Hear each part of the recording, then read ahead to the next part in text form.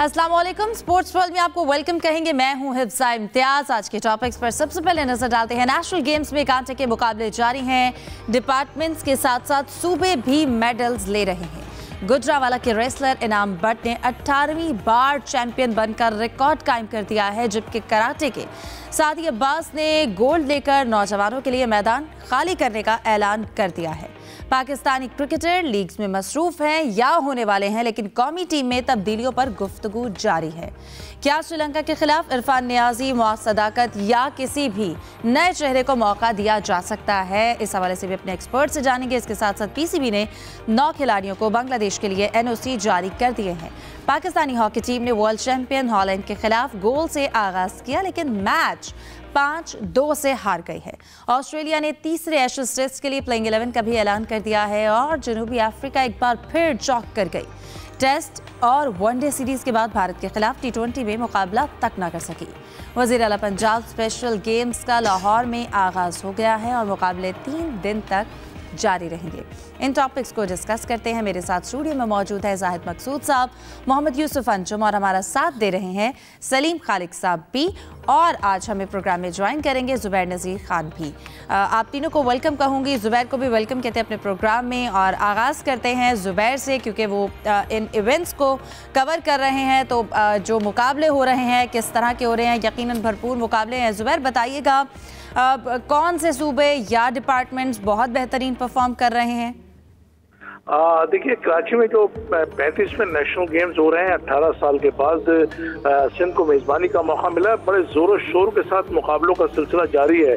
26 मुख्तलिफ मकामात हैं जहाँ पर जो है 32 खेलों के मुकाबले जारी हैं, जिनमें खवातीन भी शामिल हैं और मर्दों के मुकाबले भी हो रहे हैं। आज की अगर बात की जाए, आज के जो इवेंट्स अब तक चल रहे हैं, इसमें जो सूरत हाल है, तो आज देखने में जो है कि जैसे कि मैंने कल बताया था कि पाकिस्तान आर्मी जो कि डोमिनेटिंग थी और अपने टाइटल का दिफा कर रही है, वो यकीनी तौर पे ऊपर मेडल्स के हवाले से जो है टॉप पर है, और पाकिस्तान वापडा जो है सेकंड पोजीशन पर है।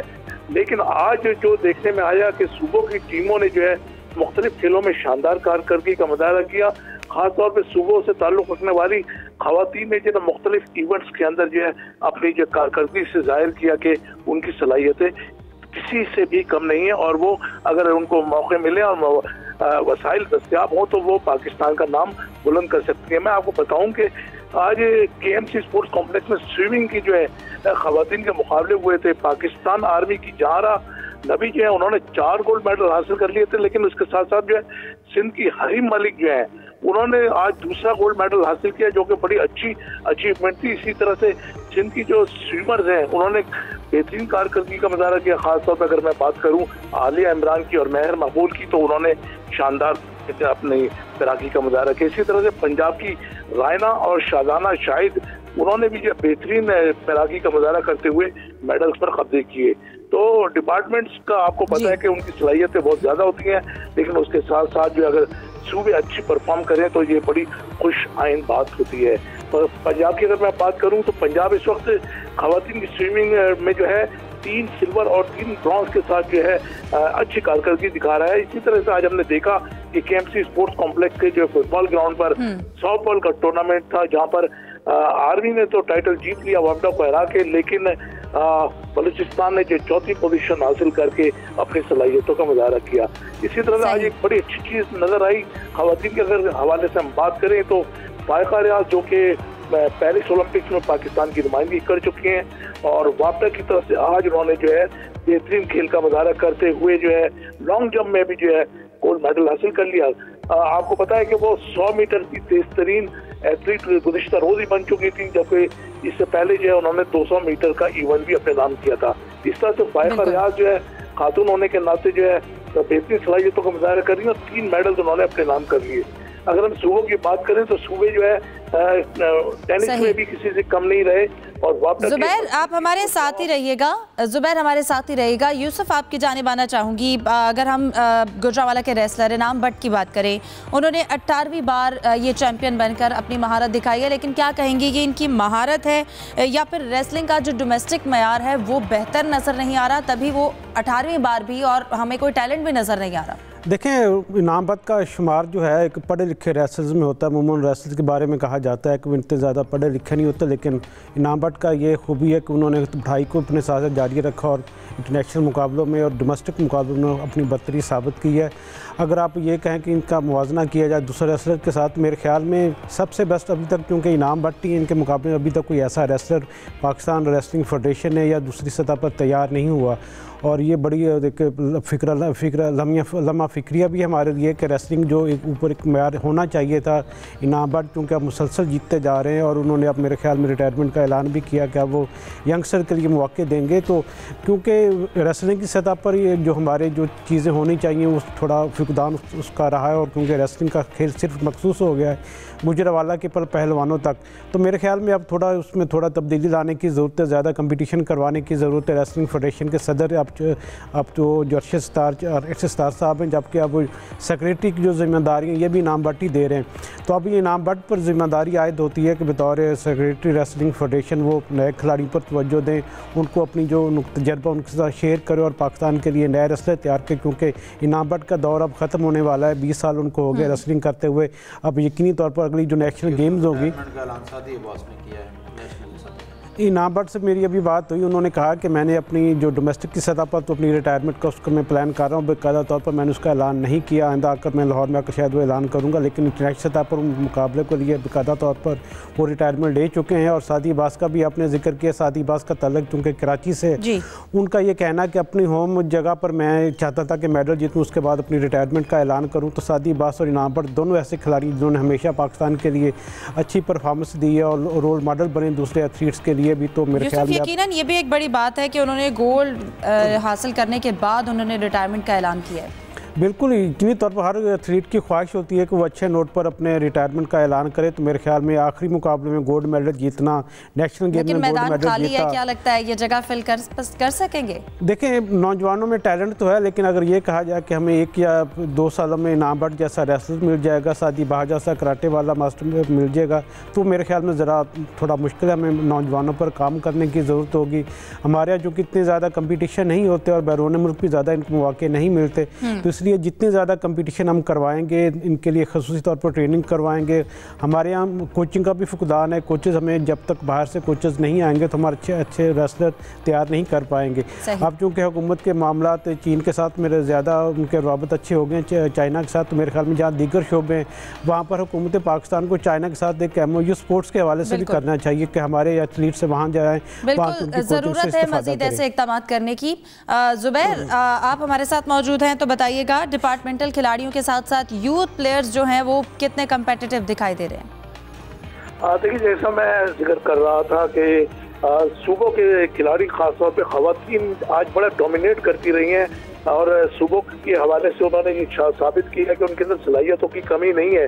जैसा कि यूसुफ अंजुम साहब कह रहे थे, बिल्कुल दुरुस्त बात है कि अगर इनको मौके मिले तो ये आगे चलकर पाकिस्तान का नाम रोशन कर सकते हैं। यकीनी तौर पे डिपार्टमेंट्स जो है जो उनको तो फैसिलिटीज़ होती हैं, लेकिन सूबे आपको पता है, जैसे खासतौर पर अगर मैं बात करूँ बलूचिस्तान की, तो बलूचिस्तान की ख़वातीन खिलाड़ियों ने बेहतरीन सलाहियतों का मुजाहरा किया है। अगर हम स्क्वाश में देखें तो स्क्वाश का उन्होंने सेमीफाइनल खेला है, वॉलीबॉल का जो है वीमेन का सेमीफाइनल खेला है, और उसके अलावा मुख्तलिफ इवेंट्स जो है इस्लामाबाद की वीमेन खवातीन जो है उन्होंने वापडा को जो है टीम इवेंट में जो है हराकर जो गोल्ड मेडल किया है। तो ये बड़ी अच्छी अचीवमेंट्स हैं और सूबों की जो है बेहतरीन कारकर्दगी है। इसी तरीके से अगर हम बात करें हॉकी की, तो वीमेन हॉकी में सिंध की टीम ने वापडा को जो है एक से मैच से बराबर खेलकर साबित किया कि वापडा जैसी मजबूत टीम को वो टक्कर दे सकती है। अगर वो उनकी टीम की हम बात करें तो उसमें इकरा जो है कप्तान, उन्होंने बेहतरीन कारकर्दगी दिखाई। इसी तरह संतोष सिंह गोलकीपर जो है उनकी शादिर, उन्होंने काफी गोल बचाए। तो मकसद कहने का यही है कि अगर हमारे सूबों को जो है बेहतरीन यानी सलाहियतें अगर उनको मौके में सर आ जाए तो वो अपनी सलाहियतों का बेहतर इस्तेमाल करके पाकिस्तान के लिए आलमी सतह पर जो है कामयाबी हासिल कर सकती है। सही, ठीक है, बहुत शुक्रिया ज़ुबैर नज़ीर आपके वक्त का। प्रोग्राम के अगले हिस्से की जानिब जाते हैं। मैं आगाज़ करती हूँ दीगर टॉपिक से। सलीम साहब, कहिएगा, पाकिस्तानी क्रिकेटर्स लीग में मसरूफ़ हैं या होने वाले हैं, इसके साथ साथ अब क्योंकि हमारा जो अगला एक एम है, मोटिव है या तैयारियां हैं वो T20 वर्ल्ड कप के हवाले से, आपको लगता है कि बार बार लीग में शमूलियत से उनकी जो T20 की स्किल्स हैं वो मुतासर हो सकती हैं? देखिए, पाकिस्तानी प्लेयर्स के साथ मसला ये है कि उनको मौके बहुत कम मिलते हैं। सॉरी, ये जो इंटरनेशनल सतह पे इस तरह की लीग्स होती है, ज़्यादातर के जो ओनर्स हैं वो इंडियन है, तो वो आने नहीं देते। अब हमारे पास ले दे के बचती है या तो बांग्लादेशी लीग या IL या इस तरह का। अब बिग बैश में इस बार बहुत सारे पाकिस्तानी प्लेयर गए हैं, तो अब जाहिर है सबको पैसे कमाते देखते हैं, तो इनको भी हक है। हाँ, ये है कि बांग्लादेश लीग जैसे जो इवेंट्स हैं उसमें बहुत सारे मसले मसाइल सामने आते हैं। अब जैसे हैदर अली को भी आज NOC मिल गया है। जो ताज़ा न्यूज़ है वो ये कि उनको जो बरतानिया में उनके खिलाफ एक इल्ज़ाम लगा था, जिसमें फिर उनको क्लियर कर दिया गया था, लेकिन उनके ऊपर एक PCB ने पाबंदी लगाई हुई थी, एक उनको मुअत्तल किया हुआ था, तो वो सस्पेंशन उनकी ख़त्म करते हुए उनको भी NOC दे दिया है बांग्लादेश लीग के लिए। तो चले अच्छा है, जब इल्ज़ाम साबित नहीं हुआ तो उनका भी हक है कम बैक करने का। अबरार भी होंगे, साहबजादा भी होंगे, और भी कुछ प्लेयर्स पाकिस्तान के यहाँ खेलेंगे। तो क्रिकेट खेलना अच्छा है घर बैठने से। और इसी तरह जैसे बांग्लादेश की हमने बात की, बिग बैश में असल मजा है। जैसे मंडे को मैच हो रहा है शाहीन शाह अफरीदी का मोहम्मद रिजवान की टीम के साथ, बाबर भी वहां पर है, तो वहाँ एक तो क्रिकेट बहुत अच्छी होती है। ऑस्ट्रेलिया में उसका स्टैंडर्ड बहुत अच्छा है, तो वो क्रिकेट अच्छी है वहाँ पे। सीखने का के सारे ट्रेन प्लेयर हैं, सीजन प्लेयर, लेकिन अच्छा फॉर्म अपनी बरकरार रखने का, एक कॉम्पिटिटिव क्रिकेट खेलेंगे बड़े बड़े प्लेयर्स के खिलाफ, तो उनको अच्छा मौका मिलेगा। तो ओवरऑल मैं समझता हूँ कि जो 2-3 हमारे लड़के जैसे फखर हैं, तो वो या IL टीम में खेल रहे हैं दुबई में, वो भी एक्शन में है उनकी, और हसन नवाज भी यहाँ पे खेल रहे हैं, नसीम शाह भी खेल रहे हैं। तो काफ़ी सारे पाकिस्तानी प्लेयर मुख्तलिफ ममालिक में लीग्स खेल रहे हैं, तो एक्शन में है, मैच प्रैक्टिस मिल रही है, तो अच्छा है। होपफुली इनको फ़ायदा भी होगा और फिर आगे जाके अच्छा परफॉर्म करेंगे। साथ अपनी फिटनेस पे भी इनको तवज्जो देनी होगी कि ये ना हो यहाँ बहुत ज़्यादा क्रिकेट खेल के जब वर्ल्ड कप का टाइम आए तो मसाइल का शिकार हो जाए। बिल्कुल, फिटनेस को देखना बहुत ज़रूरी है। जाहिद साहब, जैसा कि सलमान अली आगा ने एक पॉडकास्ट में कहा था कि मज़ीद कोई वाज़े जो चेंजेस हैं उनकी कोई गुंजाइश नहीं है, ना उनके बारे में शायद सोचा जा रहा है किसी बड़ी तब्दीली के बारे में। लीग्स में जो हमारे नए खिलाड़ी हैं, अगर हम बात करें, वो भी शामिल हैं। फिर अगर श्रीलंका के खिलाफ अगर हम मैच खेलते हैं, इरफान नियाज़ी, मास सदाकत, अगर किसी नए चेहरे को मौका नहीं दिया जाता, तो क्या लगता है प्लेयर्स उस तरह दिल लगा के लीग्स में परफॉर्म करेंगे? क्योंकि उनके पास तो यही चांस होता है कि लीग्स अच्छी खेलेंगे तो हमें टीम में मौका मिलेगा। हिफ्ज़ा देखें, बिग बैच जो है ना, इसमें क्योंकि जो पाकिस्तान के 6 या 7 खिलाड़ी हैं, 6 तो पाकिस्तान से गए हैं, 7 में एहसान खान अमेरिका में मुकीम होते हैं और पाकिस्तानी हैं, वहीं से इनको भी NOC लेना पड़ा PCB से। तो 3 खिलाड़ी, हारिस रऊफ, शाहीन अफरीदी और बाबर आजम तो ऑलरेडी कौमी टीम में होंगे यकीनी तौर पर। जहाँ तक नए खिलाड़ियों का और ज़्यादा दिलचस्प होगी बिग बैश, जैसा हम पहले भी सलीम साहब भी जिक्र कर चुके हैं। और आज 9 खिलाड़ियों को बाकायदा, इनके नाम तो पहले भी आ चुके थे, 9 खिलाड़ियों को NOC मिल गया बांग्लादेश प्रीमियर लीग का। इसमें जो पहले भी ये बात हो रही थी जब से इमर्जिंग एशिया कप, या कहना चाहिए जो कतर में हुआ था, जो पाकिस्तान ने जीता, पाकिस्तानी शाहिंद ने, कि वहाँ पर जो अच्छे प्लेयर खेले हैं। और फिर जाते जाते माइक हैसन ने एक बयान दिया था जिसका हम पहले भी जिक्र कर चुके हैं कि मैं A टीम के या सीनियर खिलाड़ी, नौजवान खिलाड़ी जो, उनको ज़रूर मौका दूंगा। सलमान आगा ने अलबत्ता ये बयान ज़रूर दे दिया था जिससे लगता था कि शायद नौजवानों के दरवाजे बिल्कुल बंद हो चुके हैं और एक जहन बना चुके हैं किस किस को शामिल करना है। तो इसमें कोई हर्ज नहीं है अगर श्रीलंका के खिलाफ वो दे देते हैं नए खिलाड़ियों को, मास सदाकत वगैरह, या इनको चांस, हालांकि वो उन दिनों बांग्लादेश लीग के लिए वहाँ पे होंगे, प्रीमियर लीग के लिए। मास सदाकत हैं या किसी और खिलाड़ी को, इरफान को के पहले भी चांस मिल चुका है पाकिस्तान की तरफ से, वो अच्छा खेले थे, मिडिल में पाकिस्तान को ज़रूरत हुई है, चांस देने में हर्ज नहीं है।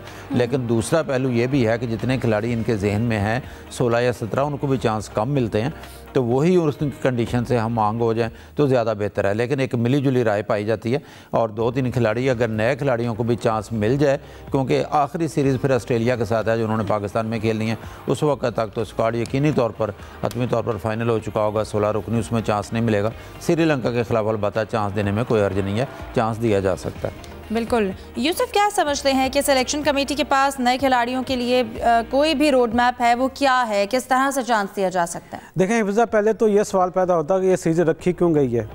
समझ यही आती है कि ICC वर्ल्ड कप की तैयारियों के लिए इतनी तौर पर ये जो मुकाबले होंगे श्रीलंका में, पाकिस्तान के लिए इसमें फ़ायदा हो सकता है। अब अगर इसमें बिग बैश वाले लोग जो लड़के क्रिकेटर्स गए हैं हमारे 6, वो इसमें हिस्सा नहीं लेते, फिर इसका फ़ायदा क्या है? अगर इस नौजवानों को हमने वहाँ पर आजमाना तो ये सीरीज़ रखनी नहीं चाहिए थी। टिपिकली होता यह है कि माजी में भी यही देखने में आया कि जब एक मारा जाता है T20 वर्ल्ड कप में या किसी भी मेगा इवेंट में, तो उससे पहले 25 से 30 जो खिलाड़ी उनका नाम भिजवा दिए जाते हैं ICC को। अब ये जो जब सीरीज़ शुरू होगी तो उससे पहले भी यकीन तौर पर पाकिस्तान क्रिकेट बोर्ड की पूरा जो फहरिस्त है हतमी खिलाड़ियों की, जिसमें रिज़र्व भी होते हैं और जो मुमकिन स्क्वाड होता है उसका नाम भी भिजवा दिए जाते हैं, ताकि उनके जो यूनिफॉर्म है उनके मुकाबले वो तैयार हो सके और जो ICC उसको अपना अपडेट भी कर सके अपने उसके रिकॉर्ड हैं। तो अगर ये सीरीज़ में हमारे बिग बैश खेलने वाले खिलाड़ी शामिल नहीं होते तो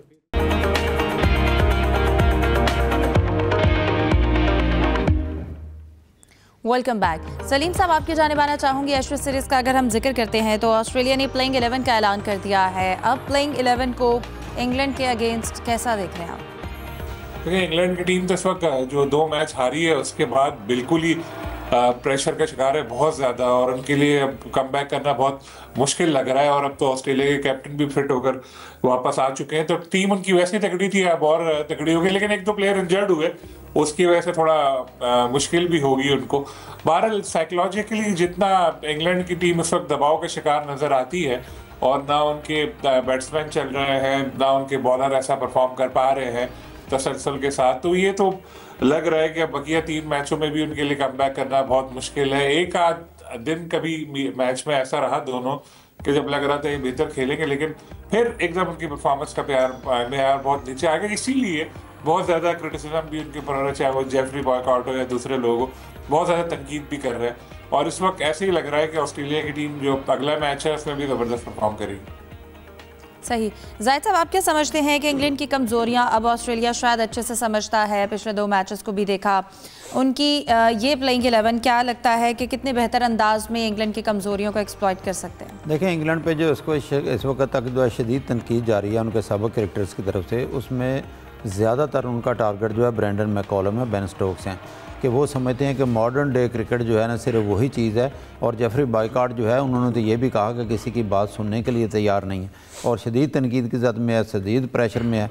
इस वक्त ऑस्ट्रेलियाई टीम मुकम्मल छाई हुई है, और सबसे बड़ी बात यह है कि उनका कप्तान अभी तक बाहर बैठे थे, पैट कमिंस, जो वापस आ चुके हैं। और इस सीरीज़ में अगर आप देखें तो ऑस्ट्रेलिया की तरफ से ख़ास तौर पर मिचेल स्टार्क भरपूर फॉर्म में दिखाई देते हैं। किसी मैच में वो अच्छा स्कोर करते हैं, जबकि विकेट भी लेते हैं। अभी 2 मैचों के मैन ऑफ द मैच भी हो चुके हैं। तो ऑस्ट्रेलियाई टीम जो है मुकम्मल तौर पर डोमिनेट कर रही है। हालांकि आजकल उन्होंने तफरी मुकाम पर भी भेजा गया है इंग्लैंड की टीम को, क्वींसलैंड में है, ताकि छुट्टियां गुजार सकें। मैच जल्दी ख़त्म हो गया था, दरमियान में जो पार्ट टाइम काम था। अब 17 से क्योंकि एडिलेड का टेस्ट शुरू हो रहा है तो टीम वापस आएगी, वहाँ पे खेलेगी। इस वक्त तक अगर इंग्लैंड कोई मैच जीत जाता है तो बड़ी हैरत होगी दुनिया क्रिकेट को भी कहना चाहिए, क्योंकि जो रूट जैसे प्लेयर तो खैर उनके पास मौजूद हैं, लेकिन ओवरऑल डोमिनेट कर रही है ऑस्ट्रेलिया की टीम। बड़ा मुश्किल होगा इंग्लिश की टीम को कम बैक करना और फिर ऑस्ट्रेलिया का मुकाबला करना। सही। यूसुफ, आपकी जानिब आती हूँ। हम हॉकी का अगर जिक्र करते हैं तो कल पाकिस्तान हॉकी टीम ने हॉलैंड के ख़िलाफ़ मैच का आगाज़ किया और गोल से किया।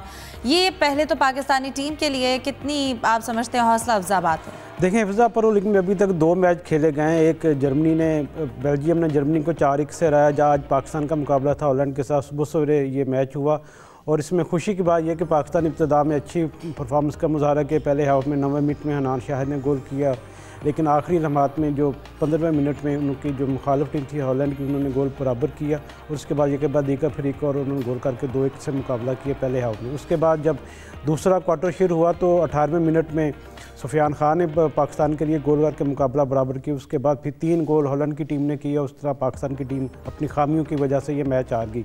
अगर देखा जाए ओवरऑल तो पाकिस्तान की टीम के परफॉर्मेंस को आप तसल्ली बख्श ज़रूर कह सकते हैं, क्योंकि दुनिया की नंबर 1 टीम के ख़िलाफ़ पाकिस्तान की टीम पहली बार खेल रही थी। और अभी इसमें चूँकि खामियाँ गलतियाँ इनको से सरजद क्या समझते हैं टेक्निकल और स्ट्रेटेजिक खामियाँ कहाँ रही?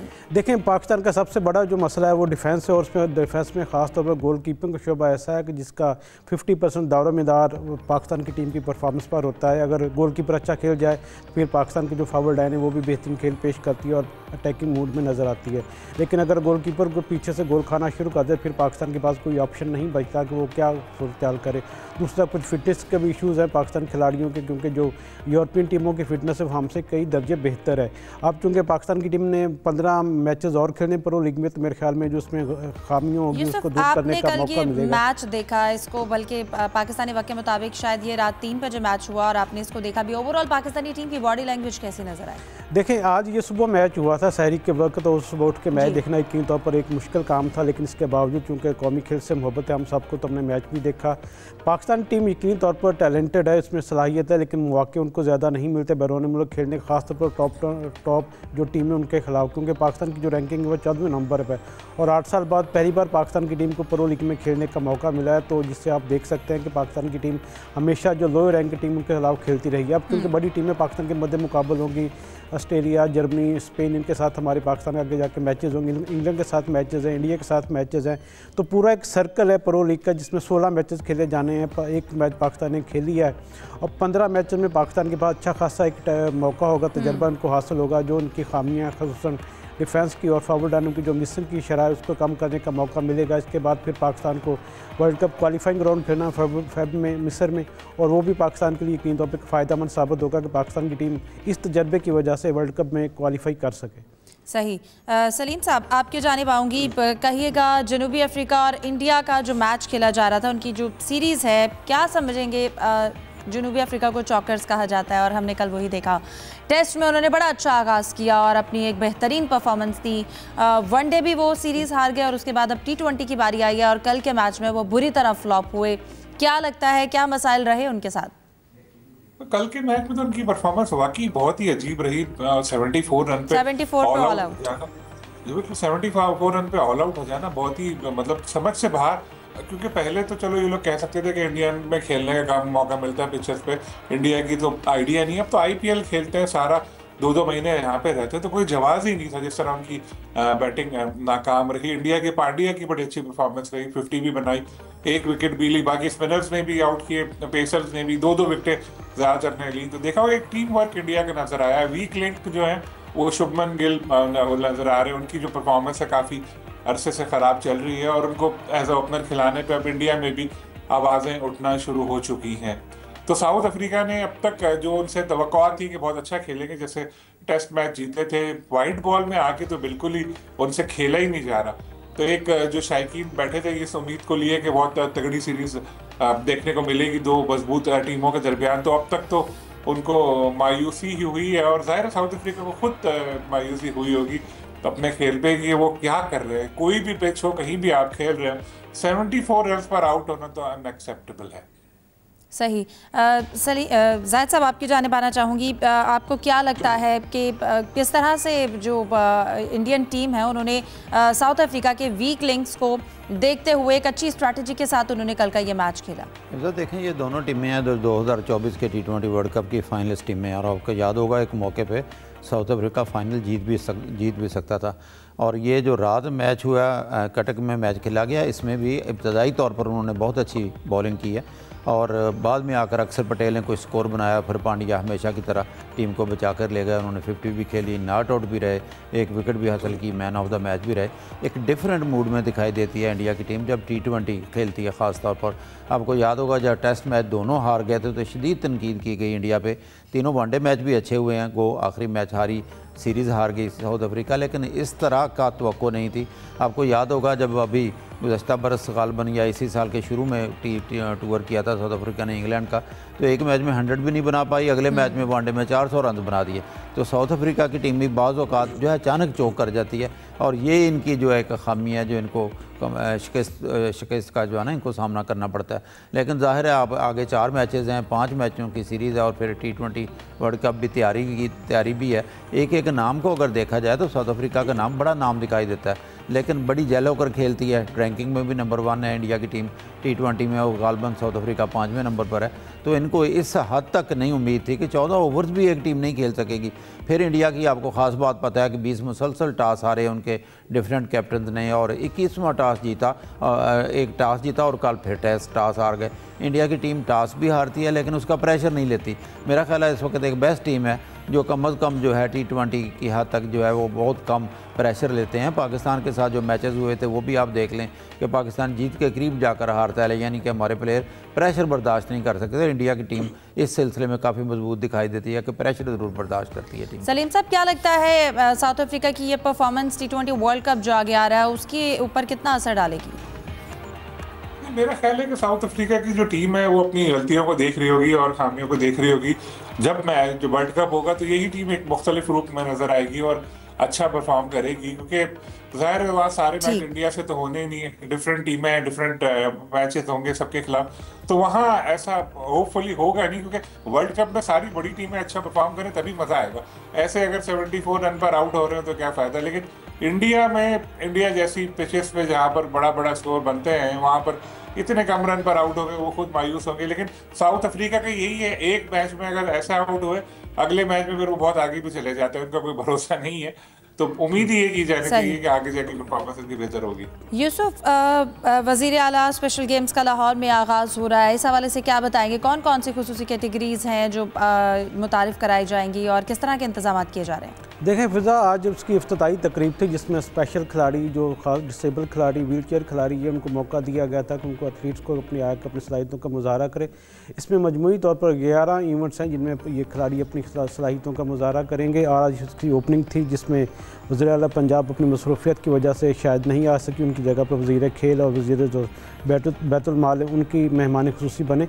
और मार्च पास्ट हुआ, इसके बाद जो उनके चेहरे थे खिलाड़ियों को बड़े जिद्दी थे, उनके खुशी नज़र आ रही थी कि उनको खेलों में उनको मौके मिल रहे हैं, क्योंकि ये स्पेशल अफराद हमारे मुआशरे का बहुत अहम हिस्सा है, लेकिन उनको ज़्यादा आगे आने का मौका नहीं मिलता। उनकी जो सलाहियतें उनमें हैं वो भी हमारी तरह आम नॉर्मल इंसानों की तरह खिलाड़ियों की तरह अच्छा परफॉर्म कर सकते हैं, लेकिन क्योंकि उनको मौके ज़्यादा नहीं मिलते तो इनके लिए ये जो पहली दफ़ा चीफ मिनिस्टर पंजाब गेम्स करवाई जा रही स्पेशल अफराद के लिए मेरे ख्याल में एक बेहतरीन मौका उनके अपनी सलाहियतों के इज़हार का वो खुद भी आगे हैं और अपनी जो टैलेंट उसका भी दिखाएं दुनिया को। ठीक है, प्रोग्राम को वाइंड अप करते हैं। आप तीनों का बहुत शुक्रिया। आज के प्रोग्राम से हमें दीजिए इजाज़त। अल्लाह हाफ़िज़।